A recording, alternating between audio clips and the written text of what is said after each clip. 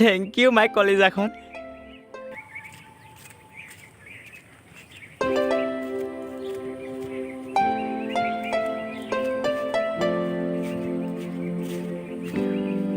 ঐ ল'ৰা কি ভাবি আছো?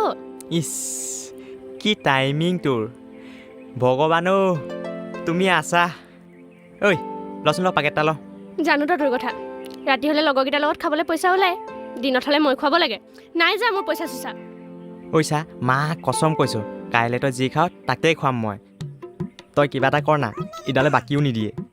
এই বাদ দে তোৰ মা কচম তোৰ মা কচমত চাগে ঘৰত মাৰে চৰচৰণি খাই তত নাপায়। ল থেংক ইউ মাই কলিজাখন। খগেন দা পাকেট এটা দিয়ক।